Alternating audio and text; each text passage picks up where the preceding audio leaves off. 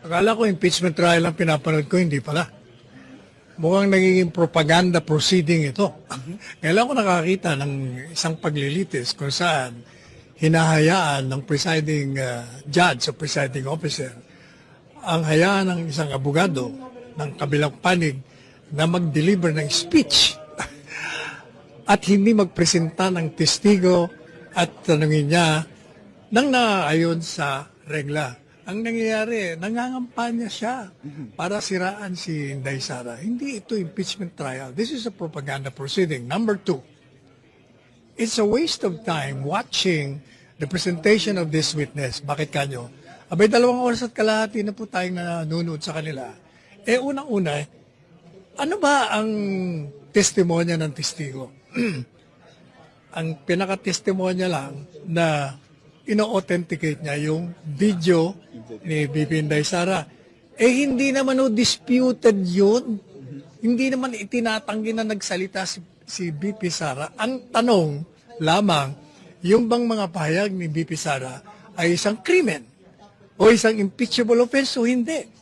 So anong makukuha mo sa pagpresenta? Hindi naman kinokontra yun kaya yung si Ontiveros kanina, I disagree with her in almost everything she says. But this time, may punto siya. Kaya ang tanong niya, simple lang Hindi naman yun naprobahan na nagkontrata siya ng assassin. So ang tanong ko, ito ba, krimen ba ito?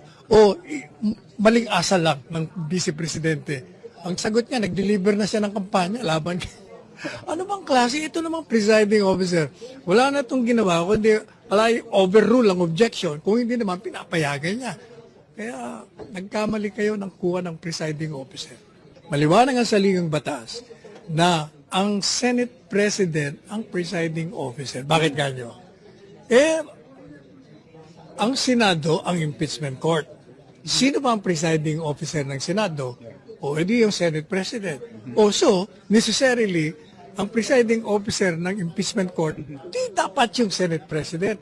Kaya nga nakalagay sa batasyon ang Senado, ang impeachment court. Dali sabi, as a general rule, lahat na impeachment ng impeachable officers sa BC ay sa Senate President. Siya ang exception lang doon kung Presidente.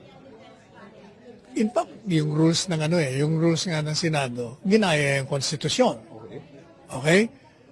Binago nila, mali pa ang pagbabago kasi hindi nila sinunod yung rules nila. Pangalawa, walang quorum nung inamyenda nila. Bakit walang quorum? 12 lang sila, 13. Sabi ko nga, it's a useless. Kasi, ba't ka magpipresenta ng isang testigo at ng ebidensya na hindi naman dinidispute ng kalaban mo? Nagwe-waste ka lang time. Kaya kung ako abogado, pagkatapos mo ng direct examination, sabi ko sa court, no cross-examination. Sabi na sa ligang batas, ipinagpapalagay ang lahat ng akusado at respondent, whether impeachment trial yan or sa isang hukuman, ang akusado ay pinagpapalagay na inosente. Pangalawa, hindi siya kailangan magpakita rito, hindi niya kailangan in fact magbigay ng ebidensya. Kasi sa saliging batas, sinasabi, kung ikaw nag-akusa, ikaw ang magpatunay. So kung hindi mo mapapatunayan, bakit naman ako magpapatunay? Ikaw nag-aakusa sa akin. Hindi siya dapat pumunta rito. Kasi siya nagpresenta ng testigong niya. Ano bang pinapatunayan ito? Pinapatunayan niya lang na nagsalita at ino-authentic niya na ito yung video. Ano ngayon? Ang pinag-uusapan yung mga pahayag niya, isang krimen, isang impeachable offense o hindi. So useless. Sinayang mo lang ang oras ng bansa at ng court at ng lahat ng mga taong nanonood for a useless witness. It doesn't prove anything.